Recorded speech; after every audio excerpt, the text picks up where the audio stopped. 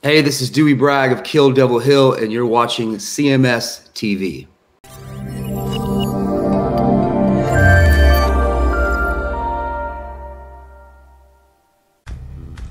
It is your Classic Metal Show right here on the ClassicMetalShow.com. The name of the band is called Madman's Lullaby. So good. And that's called Makes No Sense. No, that was not the Lynch Mob. Might as well. It sounds just like Robert Mason, doesn't it? Yeah, it does. It sounds very Lynch Mob-ish. Dude, I'm so pumped to see them. That they're playing at the Melodic Rock Fest. Yeah, absolutely. That's like the band them and Crazy Licks are the two bands that I truly, truly want to see. But I have been playing that Sins of Greed record pretty much every day. Such a great record. I agree. Good shit. Yep. So yeah, if you're going to be in the Chicago area, May 4th, 5th, and 6th, come on out to the Melodic Rock Fest at the Home Bar in Arlington Heights. Yes, please, and enjoy yourself. Yeah, a lot of the bands are great, man. I've been listening to I like that band FM too. You like them?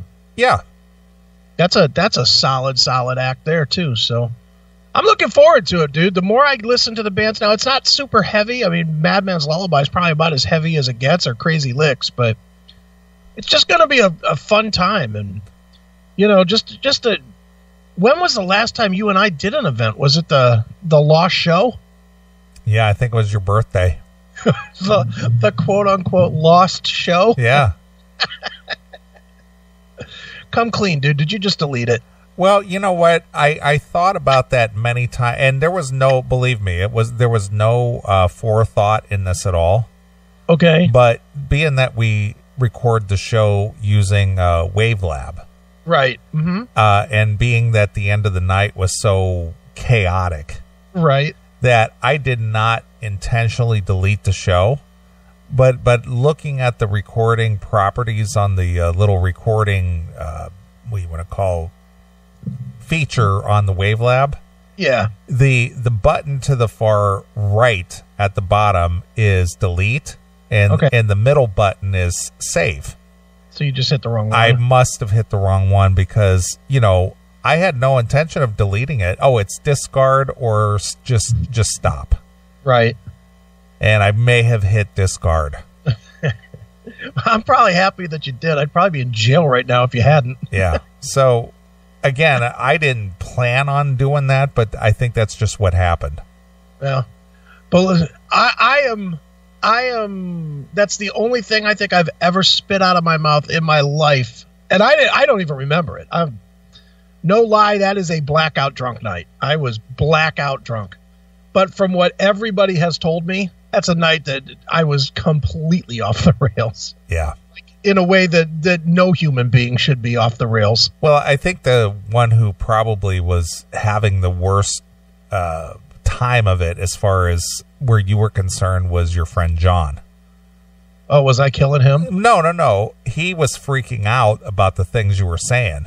Oh, yeah. And, you know, he had family there or people there that were probably shouldn't have been there underage.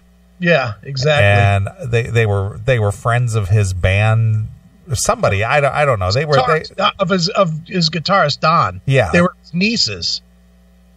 They were the two girls were his nieces, the ones that were 14. Yeah, they were they were his nieces. So, you know, I was trying to run the show and trying to keep things in order, and you're just out there just being belligerent and loud, and, you know, then John comes up and he's flipping out and telling me he can't be saying that kind of stuff. Those girls are like 14. This is going to be a real problem, you know, and so that's when I just unplugged your mic. Shit happens, man. Whatever. And I probably didn't even stop. No, you didn't. You were just jabbering away. It's like, okay, Chris, we got to close down here. All right. Yeah. Then you were off doing everything, and I just packed up everything and, you know, pulled all the merch down and packed up the table and rolled up the cords and shut down the computers and, you know, put everything in my trunk. Dude, that's the only time I think in my life that I ever woke up scared. because I truly didn't know where I was. I didn't know where I was. I had no idea how I got there. Once I sort of figured out where I was, and I started freaking out because I didn't have a car or keys or your computer. My computers, which, that might be important to a guy whose income is made on those computers. Yeah. Didn't know where any of that shit was. Didn't know where my phone was. Didn't have anything. Was like, oh man, I am totally fucked. And then I was so I was still drunk. I mean, I was still like almost couldn't stand up drunk, except I had the next day headache to go with still being drunk. And I was like trying to look at a clock to see if it was I was at John's brother AJ's apartment, and I didn't know what time it was, if I could wake him up or not. And I was trying to look at the clock, and my eyes were so fucked up between headache and drunkenness. And I was like, fuck it, I'll wake him up. So I woke him up. He was still drunk. Then we went to, he was like, well, let's go get some food. And we went to try and get some food, and it just wasn't happening. Couldn't eat, it was a mess, dude. But we still went back to the club, and I drove home completely fucking wasted. Yeah. I mean, even though it was like 1 o'clock in the afternoon, I was still completely fucking wasted. Yeah. I cause you called me, and it was like about 11:30 and in the morning. No, in the morning. Morning. Okay. Because I know exactly where I was, because I was at the Speedway gas station at Interstate 77 and Arlington Road. And I was, filling up my tank because I was ready to get on the road and head back here to Chicago. Right. And you called me up, and you were like almost in a panic. You were just like, dude, where's my computer? Where, I can't lose that. What happened last night? So I was just like, don't worry about it. I wrapped everything up. It's, everything is tucked away. John's got your keys. Right. Everything was locked up. Don't worry. Your computer's safe. Right. What a mess. Yeah. That is without question the absolute worst of my divorce hangover. That was when it all just fucking, like, it's like the stars aligned in the most horrific way. It really was. I've talked about it, and I obviously wrote about it in the in Victories. Yeah. Well, what's funny is that the girlfriend is sitting here on the couch reading Victories as we speak. Oh yeah? Well, that's nice. She's like, oh, that poor guy. No, she's just like, this book is like a breeze to read because it's all double spaced in large font. Yeah. She goes, this is actually like a half of a book. It's like written for retards. I know.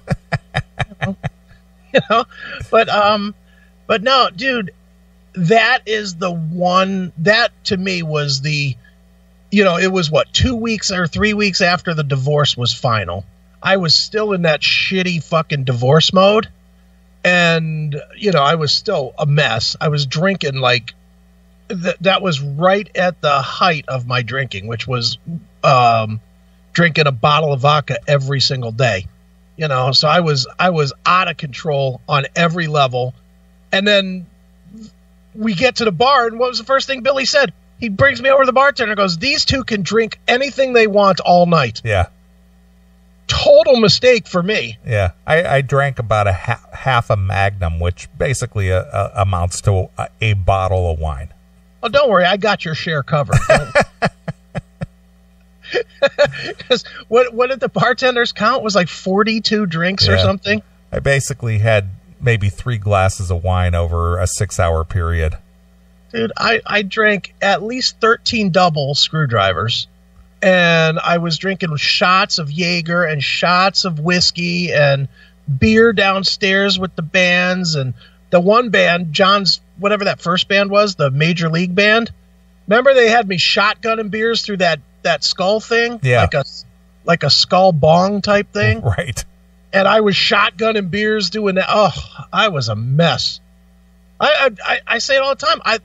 The last thing I remember was introing Voodoo Brother, and they were the middle band on the bill, but there was still a whole nother show apparently that I was on stage for. Yeah, you were up there plucking a bass. Fortunately, It wasn't plugged in.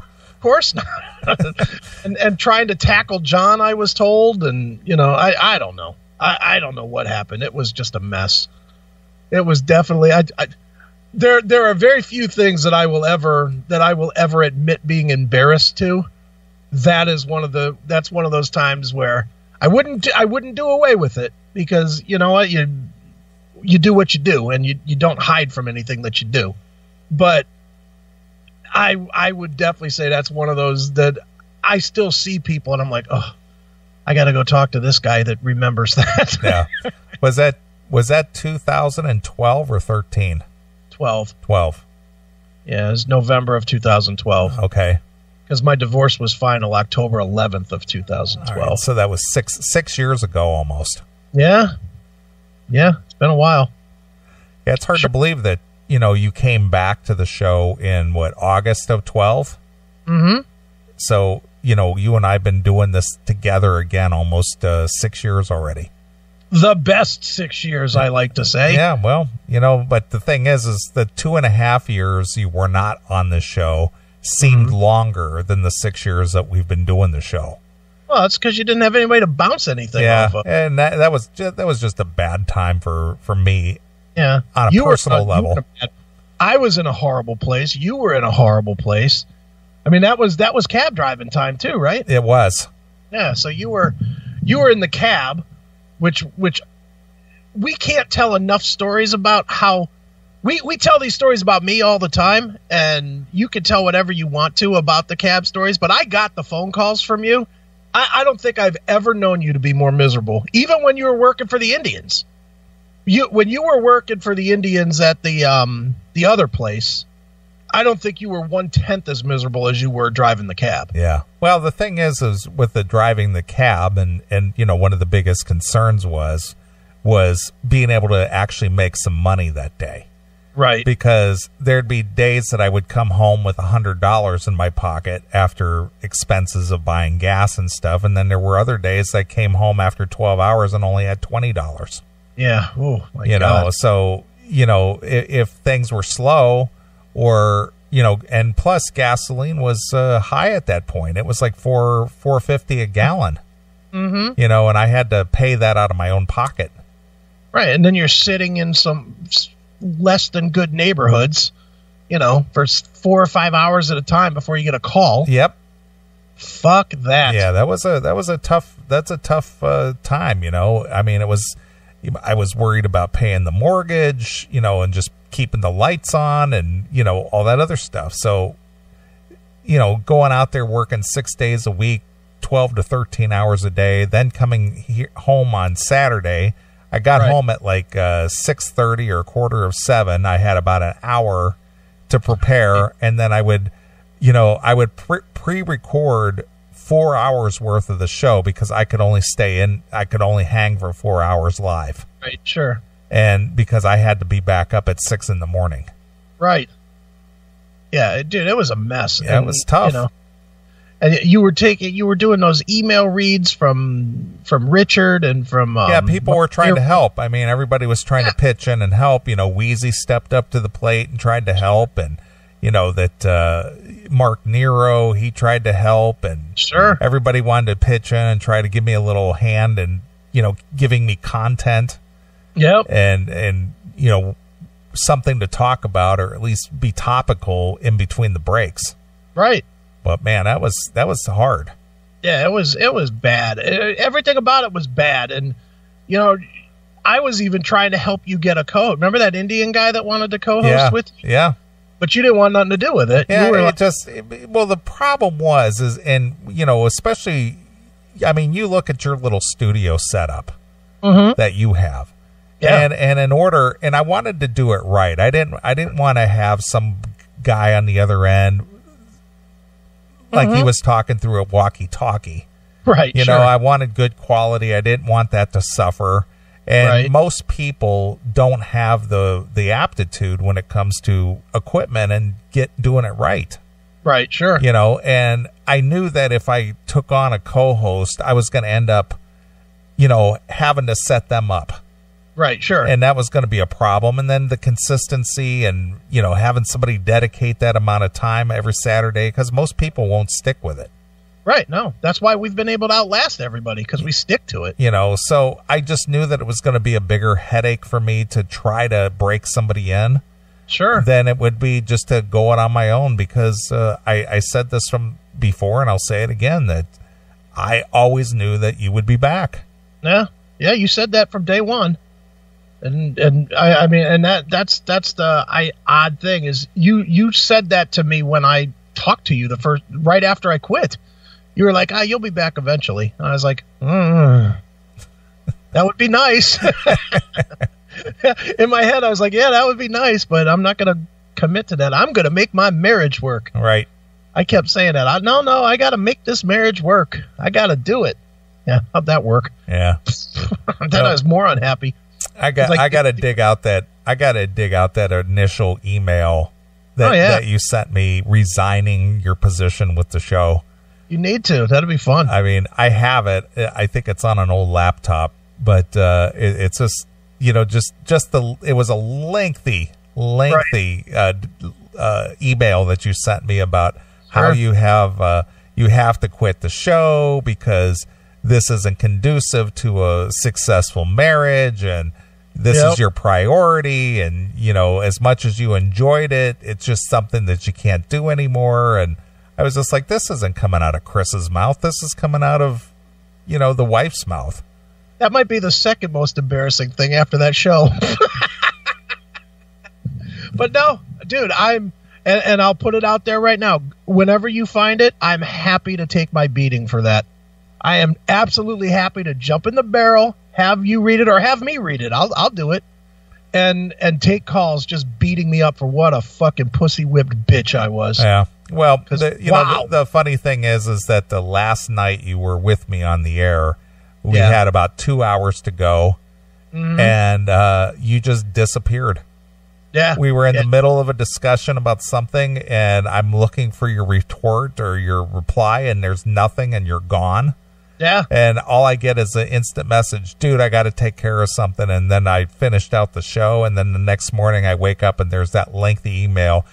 Yeah. As of this moment, I officially what were you saying? I'm leaving the show. Leaving the show. Effective immediately. It's like a resignation letter. I knew you had to take it up to management. So. Yeah. Effective immediately, I am leaving the show. Dude, and I can tell you what we were talking about, or I don't know exactly what we were talking about, but I can tell you what set it completely off, was that was in that phase where I was trying to still be edgy. But keep it clean. But keep it at least FCC clean. And MOL called in and started talking about leaving grease spots on silk sheets. I still remember exactly what the fight was. It was the words were grease spots on silk sheets or something to that effect. And I answered that, and immediately she was banging on the fucking window. Yeah. I mean, just immediately. Like that. And shaking her fist. No, she wasn't even doing that. She just kept banging on the window. Right. It wouldn't stop until I turned the microphone off.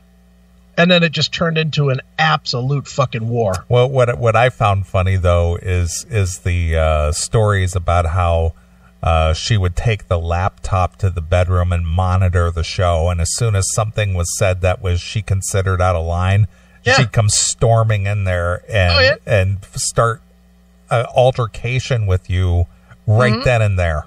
Yeah, it was not good, dude. The show would go till 3 o'clock in the morning, and I wouldn't go to bed until like 6 or 7 o'clock in the morning, because then I had 3 hours of fight to deal with. And I was willing to do it. I did that for 2 years. The last 2 years that I was on the show with you, I did that, where she'd be in there with the laptop, and then she'd come in to fucking hammer me about every goddamn thing. She'd have a fucking notepad. You said this, and then you said that, and then you said this, and it's like, so what? That was always my big argument back is, What's worse, the fact that I talk some shit, or if I go out to the bars and start fucking other chicks? Relax, you know where I am on a Saturday. What's the fucking problem? No, I'm not the guy that's going to sit with you and watch fucking Friends all night. Shut up.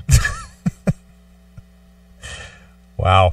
It was a mess, man. That sounds so exhilarating and tempting. Dude, honestly, I say this to people all the fucking time. I was talking to, I'm not going to say who, but I was talking to somebody yesterday, somebody that you know. I'll type it in the thing. Okay. Do not say this on the air. But,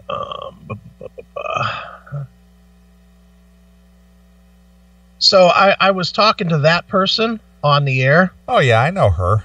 Yeah, well, not her. I was talking to... I'm making a joke. I know. I'm talking to that person yesterday. Yes.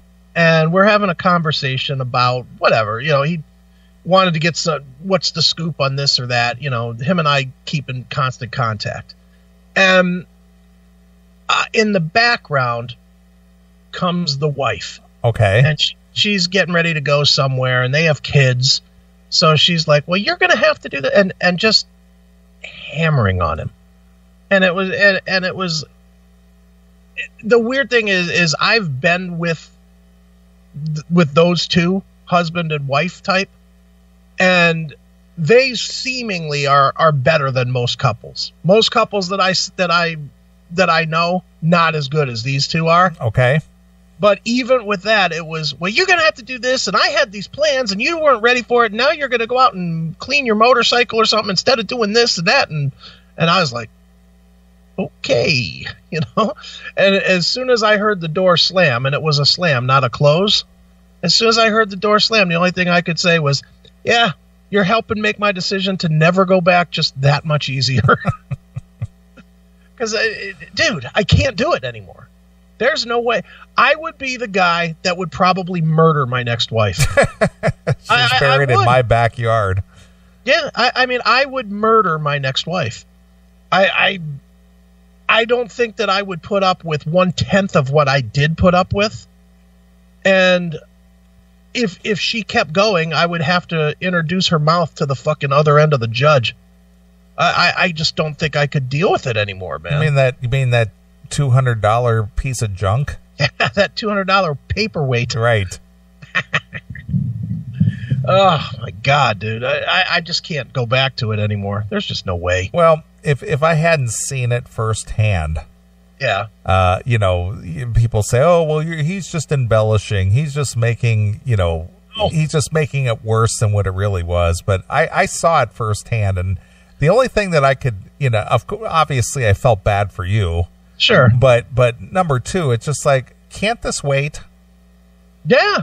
Can't this wait till later? I'm like a guest at your house, and we're doing a live show together, and this can't wait. Well, what that proved was that there was no respect for either me or what I was doing. It didn't matter what I was doing. It was, you were infringing on her time. I gotcha. And me doing something that I enjoyed was taking away from her. I gotcha. That was the overwhelming theme. Right. And I was so far in, I didn't know how to get out, honestly. I didn't know how to get out. I'd been together with her for so fucking long. I mean, my whole adult life. And I know I emphasize that in victories a lot, but that's just the truth. I mean, I started dating her when I was 18 years old. Right. Married at 19. Divorced at 43 with no cheats in the middle. What the fuck? I was 43 years old and had never been on my own ever. Ever. Had girlfriends in high school, had a girlfriend that I was with in high school till I met her in the military. Then broke up with the one that was waiting for me to come home. Right. I did not have any experience on how to get away from it. And God knows, boy, did I waste a lot of time. Yeah. Well, all I can remember is, you and I getting into a groove and, covering stories, kind of like what we are doing now, much better now. Yeah. But just that, rapping on the window and standing there shaking a fist and, just this just wrinkled up face, just, and then digging through the kitchen drawers, getting a pen and a paper out and writing feverishly, and then taping a note to the door. It was a mess. It's like, how embarrassing is this? It was a mess. And when I tell people that stuff, or when they read it, especially when they read some of the stuff none of that's in Victories, but it's in a lot of it I've talked about on Facebook a lot. And people are like, oh, come on, that's fucking bullshit. And I'm like, anybody, dude, here's the proof that's in the pudding as far as I'm concerned. You've been to several of my parties, right? Yeah. Mm-hmm. Every time I have a party, don't 100 fucking people show up? Yeah, they just filter in and out. Yeah, and I know all of them, right? I mean, is that your experience? I would say that you would know everybody who came through the door at some point or another. So, without trying to boost myself up, would you say it is a fair assessment that I do not have a super hard time getting along or making friends? No, not at all. Okay. None, except for you and Randy, in my life, ever met her.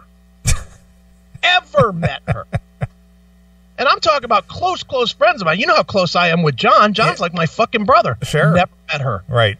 Never met her. Matt. I did a radio show with Matt for fucking 12 years. Mm-hmm. Never met her. I'm talking none of my, Scotty too, so 3. 3 people had met her. Right. And of those 3 people, there's not a one of them say, yeah, she was okay. Not a single one of them. And I mean, even you, I mean, it's not like you had time to sit down and know her. No, not at all. What'd you say to her? 10 words in fucking 10 years? Yeah, I came in, I set up the equipment and, doing some testing and getting ready to broadcast and, getting ourselves situated. And, that's about it. Yeah, but she wouldn't go out of her way to be polite to you either when you'd come in. Like, hey, do you want a drink? No, not at all. The stuff that, I don't know, regular people do. Is that a crazy thought that somebody comes in your home and you're like, hey, could I get you a water? Right. Could I get you a soda? Could I get you a drink? Some of that stuff is like, I think is like normal stuff. Never happened. I don't think. Did it? Did it ever happen with you? Not and her? At all. Yeah. And I don't think it ever happened for anybody. Because she hated all my friends. She hated that I had friends. Yeah. Just hated the fact that I had friends. And let's not even get into the whole thing about that my friends weren't of the class that I should be friendly with. Right. People. Yeah, the times that you and I hung out was, obviously you would come down to my show at the radio station to promote the Music's Bottom Line. Sure. So I'd see you at least once a month doing that. And then, of course, when we went out to concerts, we went to a lot of the same shows or, sure. We would end up at the same places or we'd be out at the Revolution or, at the Agora or different things. But, obviously where I met you was at a Black Crowes show at the Rhodes Arena. Mm-hmm. So our relationship, our friendship anyway, was developed out of the music scene. Right. Yeah. And, which is where a lot of the people that I knew when I lived there, obviously Randy, right, who introduced me to you. That's how I met him, through a Jackal show. Right. Well, dude, and there were so many, I'm getting into places I'm probably not supposed to, but whatever. I'm not necessarily telling specific instances, so I guess I'm okay. But there were, as an example of how miserable it got, one of the things that I was accused of fairly regularly was not making enough money and wasting my time when I could be making money. So one of the things that I got in the practice of doing, and you remember this, was I turned every time I wanted to go out into an event. Like if I was going to go see Down, as an example, because this is one I definitely did this with. Mm-hmm. If I was going to go see Down, I called the promoter or the club owner at like 6 weeks in advance. And I said, hey, this is when I was on MMS. I was like, hey, when we're doing the metal show, hook me up and I'll, hook me up to MC the show, pay me $100. And I'll talk about that I'm going to be emceeing the show for 5-6 weeks going into the show. And I would do that, and so I would, I wasn't advertising as much as just saying where I was going to be. Right. Exactly. And that way, when I got home at 2-3 in the morning, instead of getting an earful of shit, you had $100 in your pocket. Yeah. I just threw $100 on the table and said, hey, I made some money tonight. And I had to do that. Everything had to be money. Right. Even your show. The reason that it was acceptable to go and do your show was because it directly correlated to the magazine making money. Yeah, selling some advertising and... Exactly. So, dude, everything was about, I used to host that, remember it was Fear Factor and then Heavy Metal Karaoke on Wednesday nights. Yep. With Billy. Well, I would do it for $50.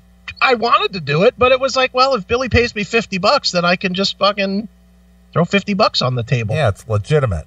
Yeah, now it's a business. It's not a hang. Me fucking around. Yeah, it's a hang time. Yeah, it's serious work if I make money. Right. Well, that's the same way with this show. I've told you about how my dad has always asked me, are you making any money with that show yet? Why do you keep doing that?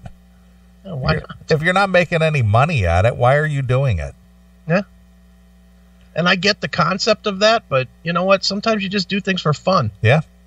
And this is, for me, this is fun. I don't know about you, but for me, this is fun. It's always fun. Yeah. Well, you want to hear something crazy? Speaking about just something that turned into fun for us, but sure. Yet somehow we have, a captive audience. I was doing a few calculations with our download numbers. Right. And it keeps picking up steam. We passed our 4 million download mark on March 5th, which was basically 3 weeks ago. Right. And when our next projected million is going to be? What? September 30th. Wow. This year. Jeez. Nice. So at the rate the downloads are, we're going to cross that in like just a matter of like 7 months. Guess it's picking up some steam, baby. I mean, that's crazy. I mean, for our first million, it took us, a year and a half? Mm-hmm. I think. Something like that, and then our second million was exactly a year. Then our third million was 10 months. Our fourth million was like 8 months, and now it's going to be like 7 months. So it's just a matter. I mean, we're doing 1 million downloads in half the time that we did our first million. Yeah, it's unbelievable how quick it's just growing now, man. And I can't be more happy. I mean, dude, one of the things I've noticed is that in the last couple of weeks, we're just adding followers or favorites or whatever they're called on Facebook, like crazy numbers of people. This week we did not crazy. I guess that's a big word for what we're doing, but like this week we added like 60 followers, 60 that were not following us before and now are. And I'm like, we used to do. For the longest time, we would add 2, lose 1, then add 3 and lose 2. Right. But like I just pulled it up real quick, and I'm looking at the numbers, and the numbers are like on the 21st we added 7, and on the 22nd we added 19, and on the 23rd we added 4. So whatever that equals, about 30 people roughly. Mm-hmm. On the same days, we lost 2, then we lost 4, then we lost 4 again. So we lost 10 but gained 30, which is it's rapidly changing in our favor for the good now. Interesting how the numbers keep going, Yeah. Well, for something that doesn't get advertised and has no sponsors or anything, it always, I'm always pleasantly surprised by, those numbers. But I think our average download on a daily download is about 5,100 a day. That just seems like a lot. It is. I mean, for our little dumb nonsense, for people listening to our phone calls. Exactly. It is fun, though. I mean, dude, one of the things, and since we're in old memory lane mode, I guess, was when I came back to the show, I told you very specifically I was not going to do every week. Yeah, you were just like, I'll just make some cameos. I'll pop in now and again. Right. And I had said at most I would do 3 weeks a month. I remember saying that. I remember saying when I committed to more full time, like when I really committed to it, I said, well, I'll do, I'm single now, so I need 12 weeks off. Yeah. Well, and then on top of that, you were just like, I might do the first 4 hours. Yeah. I wasn't committing at all to doing the whole thing. I was really not locked in. And I don't think, we've been doing this, 5 years back? And I don't think I've missed 5 shows. Have I? No, you and I think we've missed about an equal amount of shows total. Yeah. We have things for this or that, but even most of the time when you have something to do, I'm still willing to do a live show. And, or unless I just can't find anybody. I'm not doing a solo show where I'm like, hey, that was this band and now here's that band. I'm not doing that. But, it got to be fun. I think when I came back to the show, for whatever reason, I had that subconscious thought that it still was going to be like it was before, and I was still going to be fucking miserable. I was going to do it, but then I was going to be as dumb as this sounds, subconsciously somewhere I thought that she would be listening from, listening while she's sucking the new guy's dick and fucking calling me, clearing the cum out of her throat to call me to tell me how fucking awful I am of a human being. Right. That's really what I think I was thinking, that it was going to be like that. And then once you and I got rolling and, some of the all-time classic shit came out, the Ted Nugent stuff or the Ian Hunter stuff. And, once we got into that role and we were off and running, it was like, all right, this is pretty good. Well, I think what changed in the dynamic was, number one, both of us could be more honest, because in the position I was working with my former brother-in-law.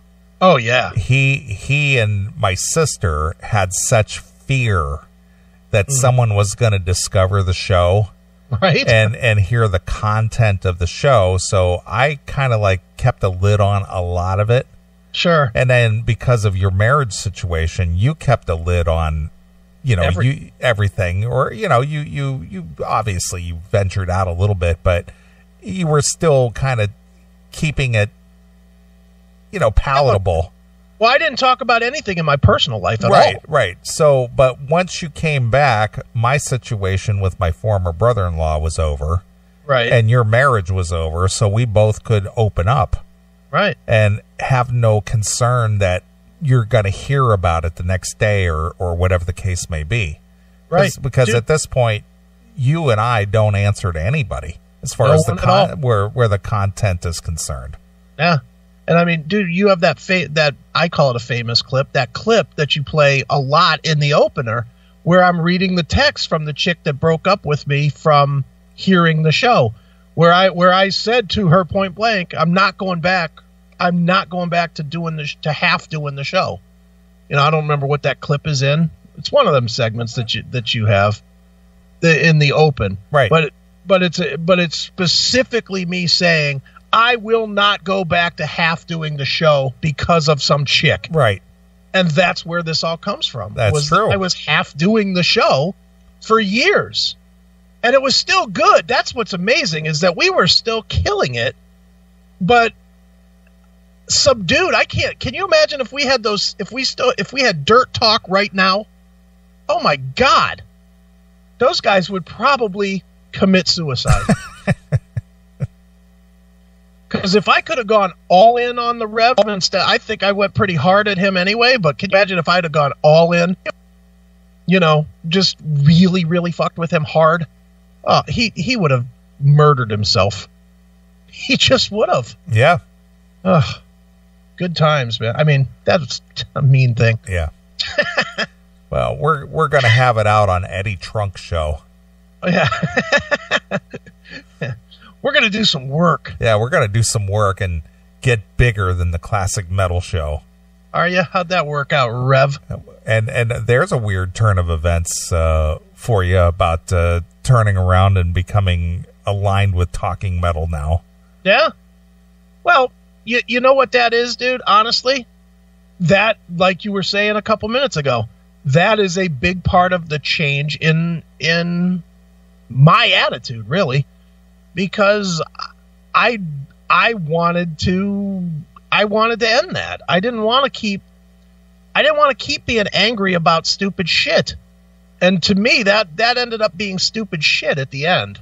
I mean, it was fun beating on them, and I've talked to Mark about this several times, and I don't know if I've talked about it on the air or not, but unlike the Rev that was just fun to beat on, the anger toward talking metal was very, very real. Mm-hmm. That was, and it wasn't you. I think you just were, I think at first anyway, you were like, oh, whatever, let him go, because I was being funny, but you never had any issue with those guys, did you? No, just I didn't have any issue on a personal level with them. I just thought that some of the things that they said were kind of idiotic. Right. But I mean, you didn't have an issue. I had a real issue because they got me fired from my CBS job. They ran and cried to HR. And I had real anger. And that's why that segment went on for 10 solid years, because I had real fucking anger.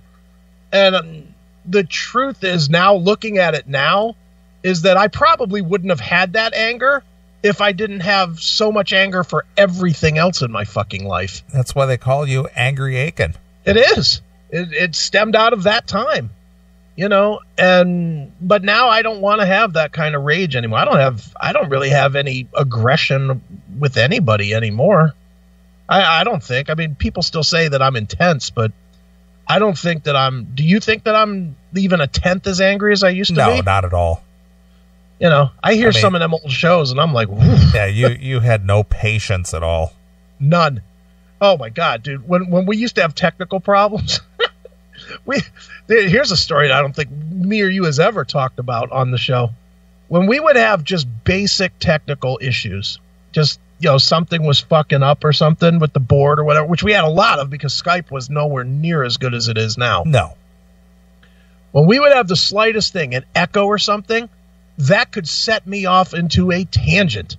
I'd be like, fuck this! Smacking the microphone out of the way and yelling and screaming, like, this is fucking bullshit! And then, I'd be turning the mic off and then we'd turn the mic on and you'd be like, you okay? And I was like, no, I'm not fucking okay!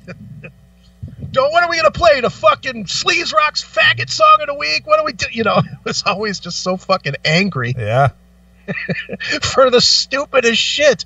Meanwhile, all I had to do was fucking close Skype and reopen it. We were fine, but I would just lose my shit. Yeah.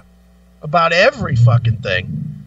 And it's just not like that now. Look, even tonight, you called me up. Now, 10 years ago, if you'd have called me with that same call, it would have been fucking painful. Yeah. Fuck it. We're not even doing a show tonight. Just never mind. Yeah, fuck it. I'm not in the mood now. Yeah, you want to do it yourself. When you get the shit working, fuck it. I'd be like gone. But now tonight, I was like, all right, well, I guess I'll play some songs. Yeah, that's how it goes. Totally different attitude, man, and a better attitude. So much better. The fact of the matter is, the Classic Metal Show has been around for 20 years. Those guys have been around a really long time. They have a major fan base. They have amazing guests on. Dude, what'd you say? They had Lizzie Borden on last week. Mm-hmm. They got great people. We make fun of their guests sometimes because sometimes they had just stupid people. But if you boil right down to brass tacks, Classic Metal is a fantastic show. They got great people, and 20 years is something you don't just spit at. Mm-hmm. So it's kind of dumb for me to sit around and make fun of the Classic Metal Show because they are everything that I want to be.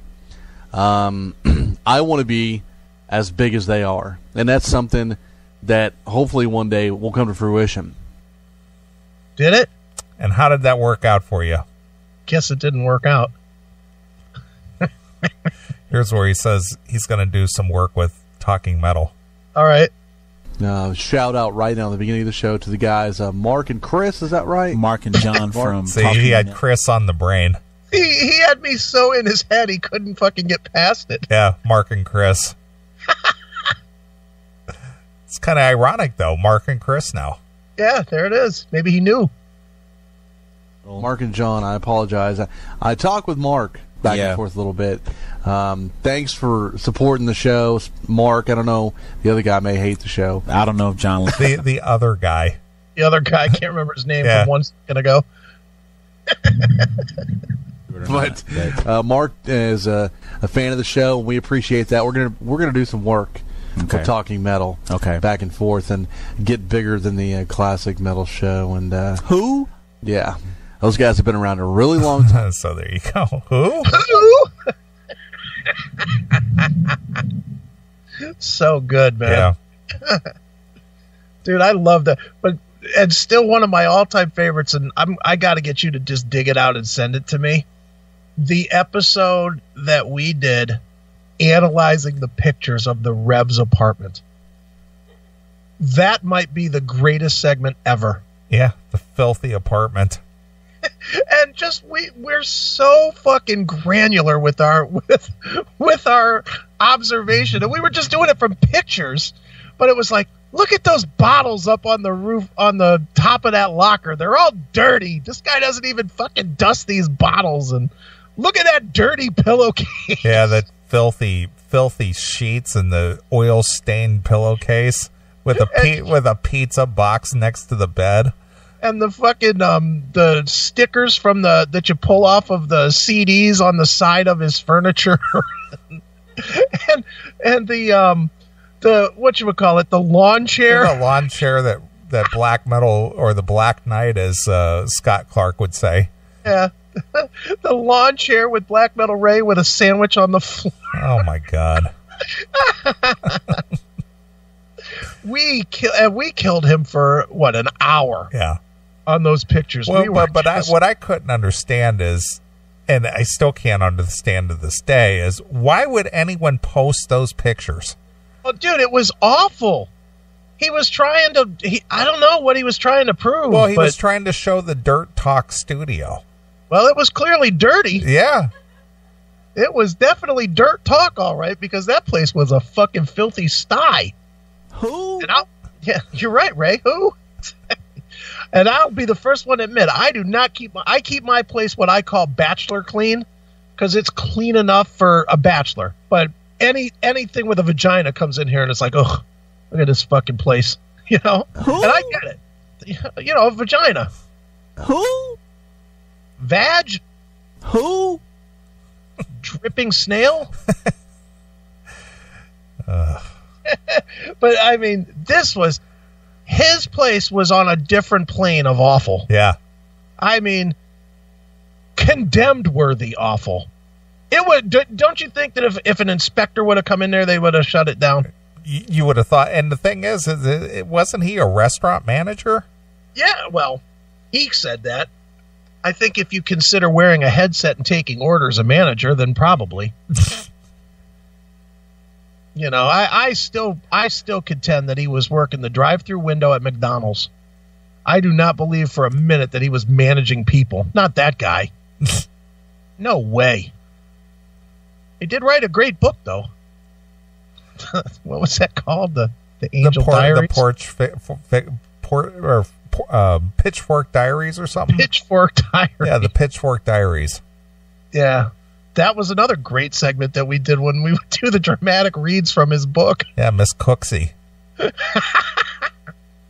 Angels with pus. Yeah, everything was burnt and pus. Yep. So good. So funny, dude. Those were the good old days, man. Mm-hmm. That's what did we do the J.S. Bannerman stuff? That was when I came back, wasn't it? Yeah, that's since you've been back.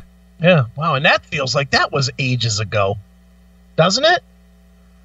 It was in the first year that you came back. That was one of the bits that we started developing. Yeah. And you would read excerpts from his book. From his book. We might have to redo that. I don't know if I still have that on my because I have a different iPad now, but if you bought it once on Amazon, you own it like forever, don't you? I don't know. I've never bought a book off Amazon. I'll have to. If not, I mean, I think I can go into my pocket the extra $1.99 for the J.S. Bannerman, book. I sure wish he'd put out another. Maybe he has under a different name. Yeah, J.S. Bannerman. J.S. Bannerman. Too funny. Oh, here's the bumper for that. All right. Hi, kids. I'm your librarian, Miss Booksy. It's story time. Everybody gather around. Everybody ready? I said, is everybody ready? Okay, then.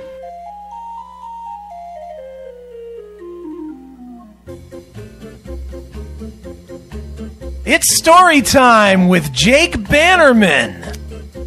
I never bought Tony McAlpine records because he was a Negro. Yeah, well. Honestly, I said, no black man can play guitar. You think Stephen King's scary? Fuck Stephen King. We've got Jake Bannerman, horror author to the stars. I would love to de-pants people on this show. So strap in, kids, and be warned, you're about to be frightened by Jake fucking Bannerman.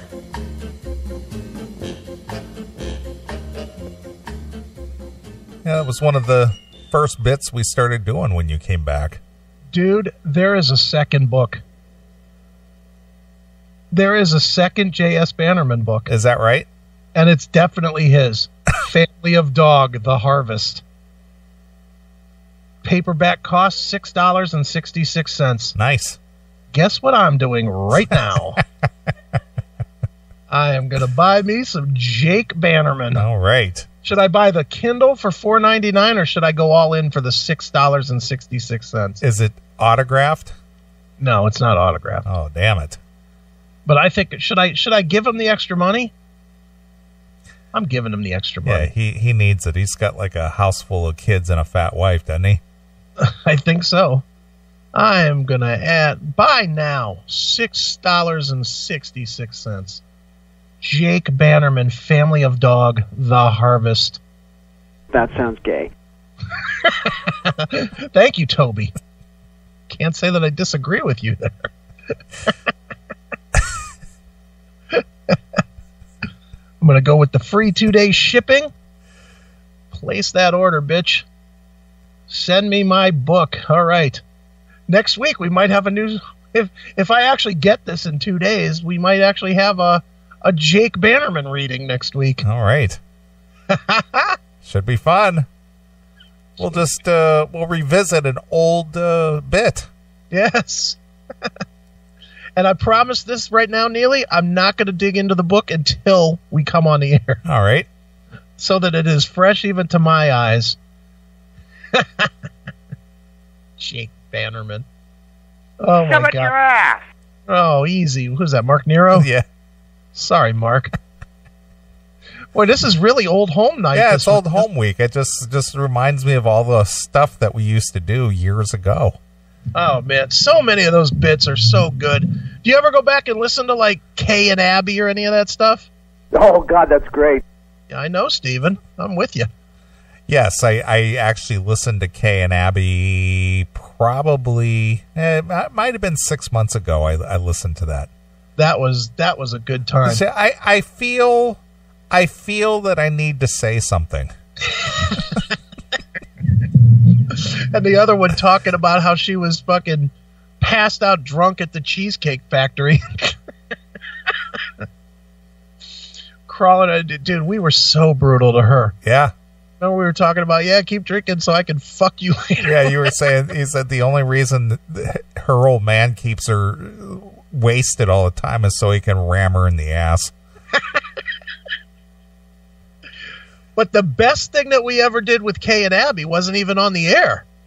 was that night, because they broadcast on Sundays. Yeah, and we had everyone who was in the CMS chat room go into their chat room. Yeah. And they were just blown away by the number of people that were in their chat room. And then we gave the signal and told everyone to log out exactly at the same time. And the whole chat room just like was gone.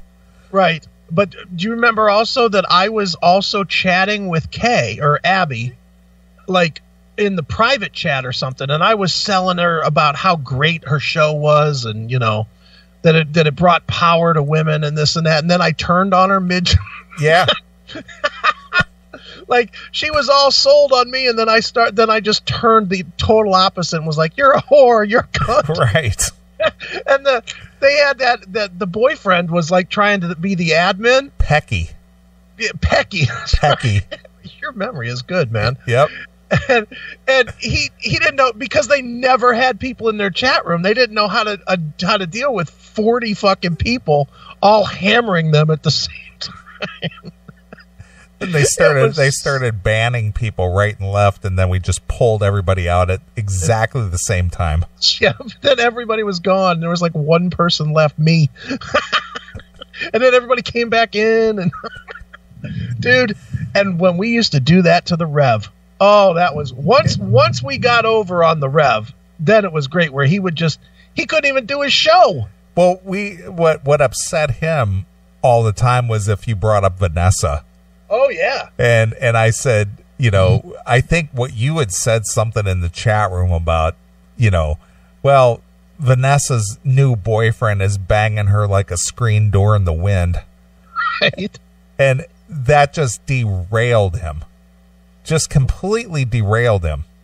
Yep. And that's when he went into the whole, don't ever talk about her like that. Don't ever talk. And then he goes, and that's when he went into the whole, well, let's just play some stupid music, I guess.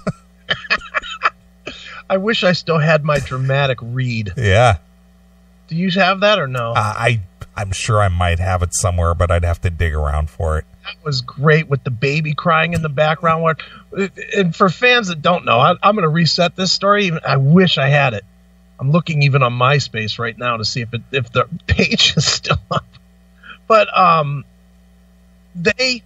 they had a dude was so enamored with this girl Vanessa, and from this girl Vanessa came what was it? It was she broke up with him. Yeah, she just up and broke up with him. Broke up with him, and this guy was just devastated. I mean, devastated. And put it all out there, to which I took full fucking advantage of. Well, the thing is that he posted some kind of a long-ass poem about her, and you took poetic license and read it with like a weeping woman in the background. Well, no, it was a baby crying. Was it no, it was a weeping woman. I thought it was a baby crying. No, it was a woman in the background while you were reading it, and she was going, and then I think at the very, very end, after you were done reading it, then the baby kicked in. Right. Well, there's still Dirt Talk up here. But it's just not. It's not. All the content is wiped out. God damn it. Because I know I didn't delete it. Remember, he was all pissed off that I set up a page about Dirt Talk. Yeah. Well, not only that, but because he always made everything so public on his show, right? Is that when they were trying to have a presence out on the web, right? He talked about the domain name he wanted to buy. Yeah, that's right. And beerchicksandpolitics.com. Yeah, beerchicksandpolitics.com. Right. And as soon as he said that, I logged into my GoDaddy site and I bought it. Bought it immediately, and then I pointed it, or one of us pointed it to Meatspin. To Meatspin. And he was just, I remember the next week he was like, those guys at the Classic Metal Show, he thought we built it somehow. Yeah, he thought we built the Meatspin website. They built a disgusting website. And he was horrified. And that chick, what was that chick's name? Letitia or something? Yeah, that was Black Metal Ray's chick. Yeah. Yeah, whatever her name was. She was like, those guys are filthy. Yeah. Oh, my God. That was too funny. That shit was amazingly funny. My God, that was fun. And that went on for a long time. We beat on, well, and the thing was with Dirt Talk, that's another one. That could have been ended pretty quickly, and we could have had a decent relationship with that guy. You know, because ultimately what he was doing, even though we didn't necessarily dig it too much, would have worked when we had the network going. Yeah. It would have worked with what we had. But he wanted to fight me. Remember? Because he was like, I was pranking him with emails. I just kept sending him. What did he do? He threatened that if he didn't get any email. Well, he read your email on his show, thinking that he had a major fan in you. But before that, though, didn't he threaten the week before that he was going to cancel his show? Yeah, he was going to go off the air. Yeah, if he didn't get any appreciation for what he did, and he didn't get any emails. Right. So I sent him an email just gushing. Just saying that I can't make it through a week without Dirt Talk. Yeah. He's so insightful and this, just fucking with him. And he read it, and then we recorded it, and then we used it on our show. And then we started doing that for a couple of weeks. And then he busted me out on it. And then when he busted me out, I even said to him, I said, dude, why don't you come on and we'll laugh at it. We have that audio somewhere. We do. I have it. But I was not mean about it. I was like, yep, you got us. Why don't you come on? We'll have a couple laughs about it, and we'll go forward. He's like, fuck you. He's like, I'm not coming on your fucking show. I don't need you. Okay. Okay, bud. You want to go the other route? We can do that too. And I was so ready for war with anybody at that moment. I was like, okay, I will fuck with you forever. And we did. We literally fucked with him until he quit. And I believe fully that segment where I called him out and, he tried every which way to get me mad, and I just kept pounding on him. Mm-hmm. I truly believe that he realized he was outmatched and he quit.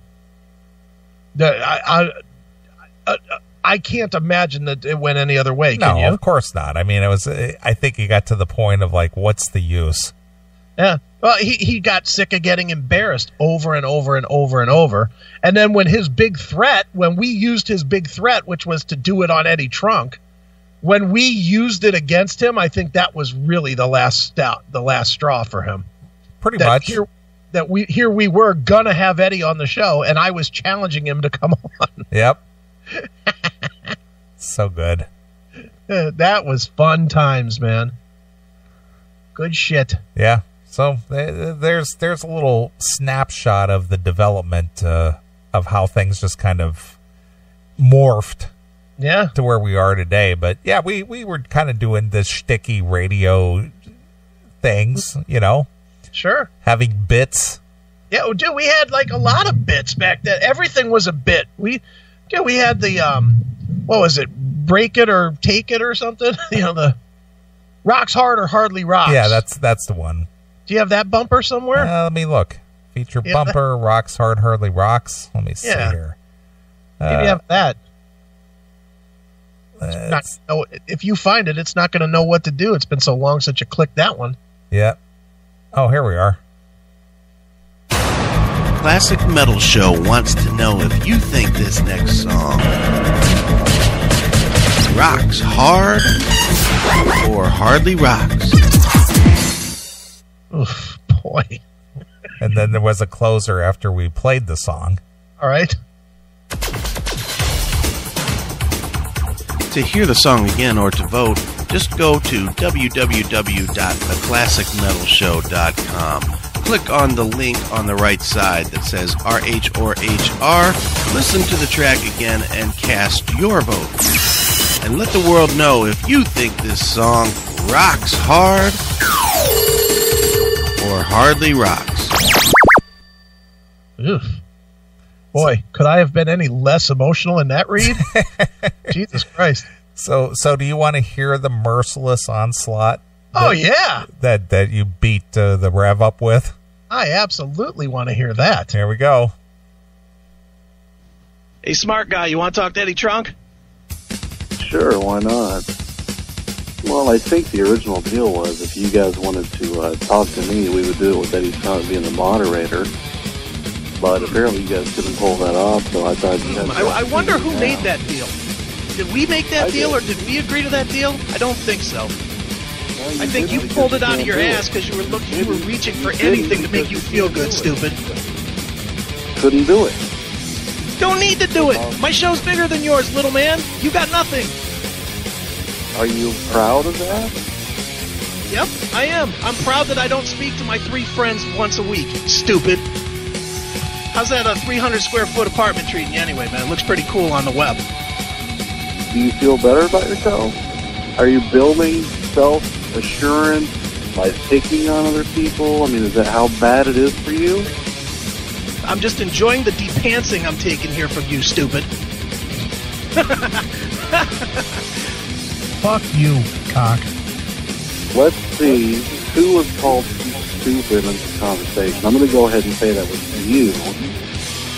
Dude, what high school psychology class did you get your nonsense from? Maybe we just enjoy picking on you because you're so damn dumb. Did you ever think of that? That's what it is. We think you're dumb. Well, I don't. And I enjoy picking on the dumb. I feel great knowing that I'm pounding you and you've got nothing. You have nothing. What do you have? Tell me what you have. You have a radio career that's going to go nowhere.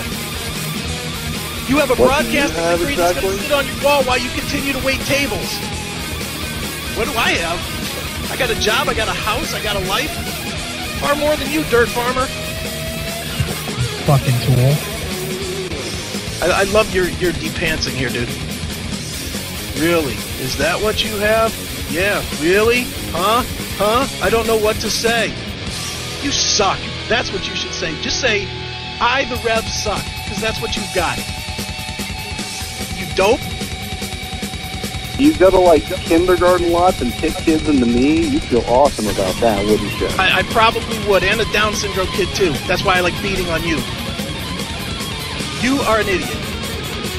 And I feel good about saying it. I feel like I'm preaching the Bible because I'm speaking absolute truth here. He's a sellout. He sold out his cock for fucking cash. So enjoy your dollars in your vagina there. Go fuck yourself.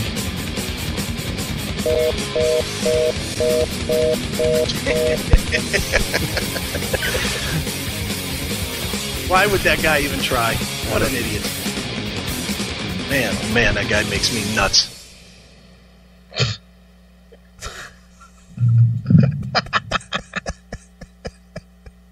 Man, oh man, that guy makes me nuts. That was quite a beating. That was an oldie. I just you know what I remember most about that specific segment was that you were going to do the talking, and you called, and then I just launched on him. Yeah. And then it was just, I don't think you said one word at all. No, I was just recording the whole thing. Yeah. It was funny. Let's see. I'm trying to see if this is something else he did. Right. Hang on. Do you have low self-esteem? Feel the need? All right. Yeah. After your little beating there. Yeah. He put this thing together about us. Mm-hmm. Here we go. Do you have low self-esteem? Feel the need to pick on others to make yourself feel better? Basically, do you need emotional help because you're a huge piece of shit? We have just the tool for you. The Classic Metal Show. We are worthless and empty inside, and we know it. So we take pointless jabs at others to keep us from slitting our wrists. Learn how to make fun of kids with cerebral palsy, homeless people with children starving on the streets, and paraplegics in wheelchairs. That's right, now you can stoop to levels of non-human proportions. Join now and enter the Piss on the Dead contest. Not only are they defenseless, but they're dead. You're gonna feel great inside. You worthless... You got that right, dick. Can these guys ever do anything without referencing Bumblefoot? Mumblefoot, Bumblefoot, Crumblefoot. Does anybody really give a fuck? Are these guys for real? A dummy and an alcoholic. Yeah, they're metal experts. Does this guy have a microphone, or is he just retarded? Hey, maybe it's not too late to trade you in for a Down syndrome baby, fuckface. Punishing the weak because we can. Classic metal skill. Classic metal skill. Jesus. Is that a Wheezy production, or is that an us? I think that was us. I think we put that together. But that was a Rev thing. He did that at the beginning of one of his shows. Punishing the weak because we can. So good. All that stuff was like 2008. I know. It's like 10 years ago. It's crazy. It seems like it was not that long ago. That is some funny shit, man. I love that. Yeah, looking back at all this old material that I'm scrolling through here, just it's like, man, where did the time go? I know. Crazy. People want to hear that stuff too. Eventually we got to put it up somewhere. Well, it takes a lot of work. Yeah, that's the whole issue, is that it takes forever. Maybe work it out with Happy Land. Just give them 6 hours of it in a clip. Just say, here, put this up. Put this up and sell it for us. Yeah, there's, the archive material that I have here is just endless. Oh, I know. Well, you have everything. I do. I don't think there's anything that you don't have, is there? No, I've got several hard drives that I have, backup copies of backup copies, so. I mean, you have the shows before me. Yeah, I do. You have every show you've ever done, or damn near. Pretty much, yeah. Yeah, I mean, so all the way back to 96, you have boxes of tapes somewhere. I do. Probably hidden behind Christmas presents in some closet.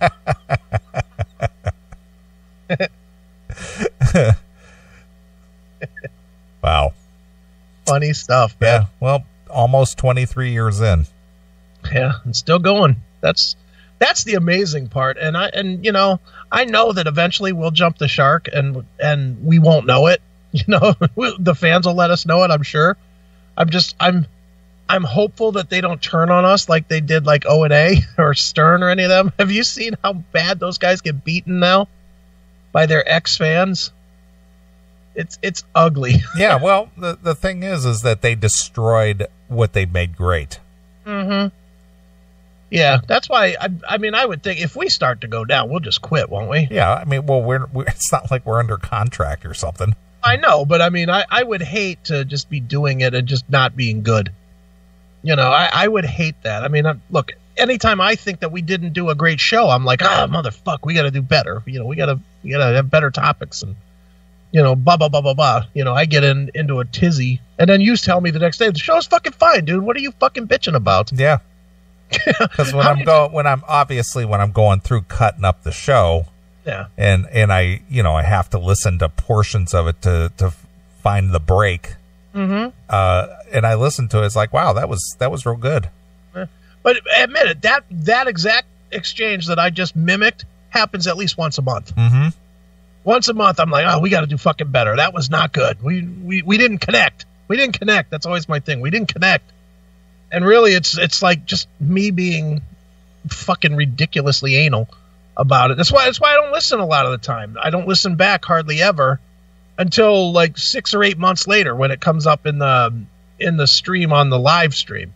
Because then when I hear it where I'm not attached to it anymore, then I can listen to it and think, okay, that was kind of fun. Yeah, and then you go, I don't even remember doing that. Well, I never remember any of it. Dude, that's the weird thing is, and it's crazy when we come across fans, because the fans will be like, dude, the funniest thing you ever did was when you talked about Warrant and their wine, or blah, blah, blah. And I'll be like, yeah. And I won't remember any of it because it's not, and I think I figured out why. It's because we don't plan anything. No. If we planned it, then it would be in my subconscious more. But because we just wing it, I don't give it like value of, I better keep that in my brain, or I got to prepare so that I say the right thing or any. I just wing it, and I don't. Once it's out of my mouth, half the time I don't remember saying it. Just like anybody else. I mean, how many conversations do normal people have that they don't remember like an hour later? Sure. That's what this is to me.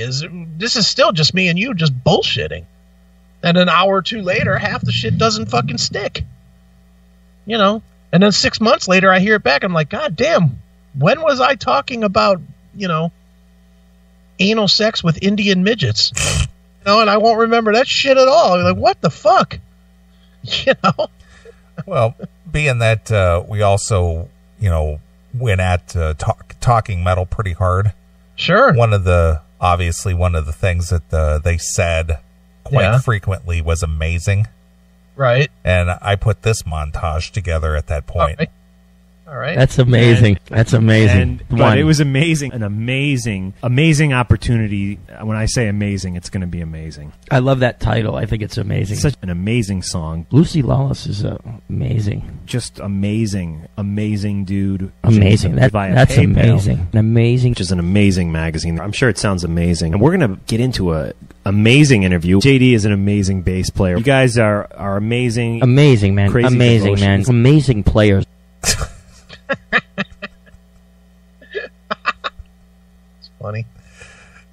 Admit it. Even now, you don't like to say amazing because of that. Yeah, because it was every other thing. No matter what song it was, no matter what artist they were talking about, no matter what movie they saw, it was always amazing.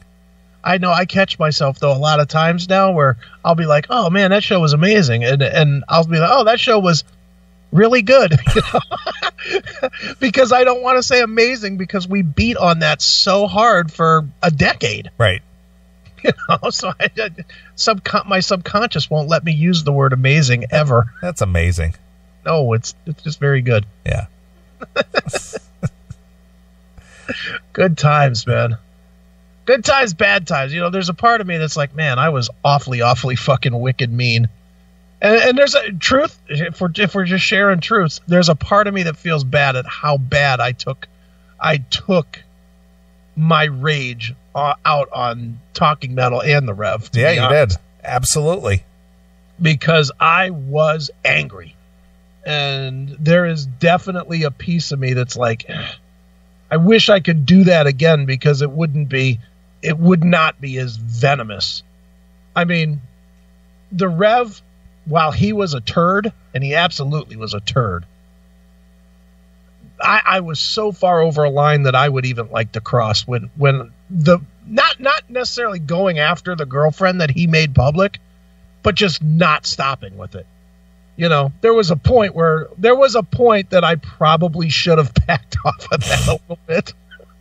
But instead it was like, let's do it harder. Let's do it more. The guy said one time that he liked the fucking singer of In This Moment, and I went out of my way to schedule an interview with her, did 20 minutes of interview with her just for the sole purpose of getting her to say that Dirt Talk sucks. That was the only reason I did it. I talked to her for 20 minutes about whatever her album was, just because he said his favorite band was In This Moment. And I went just to get the idea at the end that said, "Hey, this is Maria from In This Moment, and you're listening to Dirt Talk, the worst show ever," or something like that. And then we called it his phone at 2 a.m. and left it on his answer. That's when you're angry, folks. Yeah. When you're going to go to those lengths just to fucking get a 30-second rise out of this asshole, that's when you're fucking way over the edge pissed. And that's where I was. I was absolutely that mad. And I don't even know why. I don't know why at that guy. He was just some dumbbell. Yeah. I really don't know why I was so aggressive toward him. Maybe you do, or maybe you have a theory. But I don't. I think it was just the stupidity of it. Yeah. It's probably about accurate, too, because it was stupid. But, man, the level of rage that was in there for me to just fucking blast. Now, it made for great radio, but it came at a price, I guess, for my own personal psyche, because I was fucking pissed. Oh, so vicious. Those crafty guys, yeah, over at the Classic Metal Show left a voicemail on my home phone. Yeah, which he put out every week. Which he gave the number out every week. Yeah, because he was begging people to fucking call him. Oh, man, that's funny. Yeah. You had that handy. That's funny. Oh, I do have it. I just don't have it at the fingertips. Right. That's some good shit. But I have a folder on a hard drive that has everything that has Dirt Talk in it. Dirt Talk. In fact, I think the folder is labeled Dirt Truck. Dirt Truck. Dirt Truck. Do you have Ray's solo show too?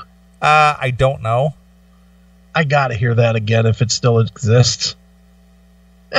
That shit with him, he was so, or just any of his news was so great.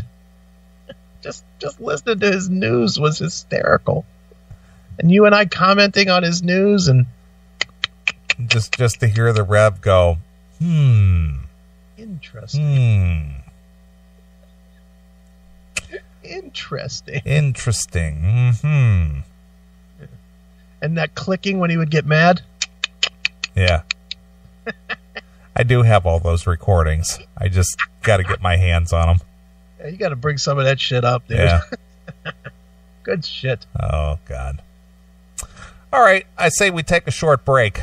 All right. Yeah, I need a coffee. A coffee? I'm drinking coffee during the show these days, man.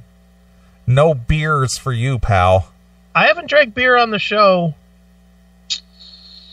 Probably in about 8 months. Really? Yeah, it's been a while, man. I when my kid had the cancer, that's when I just stopped because, I needed to be able to jump if I had to. Right. And I like drinking coffee now during the show because it keeps me a lot more awake. And, there, as you're well aware, there are some times when we get to the last hour of the show where I am really dragging. But now with drinking coffee, I think I'm a lot more awake and alive, all the way through the show. Sure. Of course, then I don't go to bed till 5 o'clock in the morning, but whatever. It's all right. As long as we give a good show, that's all I care about. All right. Well, I think I'll dedicate this next song to you then. All right. This comes from Fifth Freedom from their Heartbreak and Hellfire release, and this is for a wise man. Oh, yeah, me. Here it is. It's Fifth Freedom exclusively here on your Classic Metal Show. Budget Pet Care is the leading online supplier of pet healthcare products that provide branded healthcare products throughout the United States. They provide quality brand name pet supplies for flea and tick treatments, dewormers, nutritional supplements, eye, ear, and joint care treatments for all cats and dogs, including Frontline Plus, Advantage, K9 Advantix, Capstar, and more. Go to https://bit.ly/CMSPNBPC and use the promo code GREEN20 to save 20% on your next order. Shop Budget Pet Care today.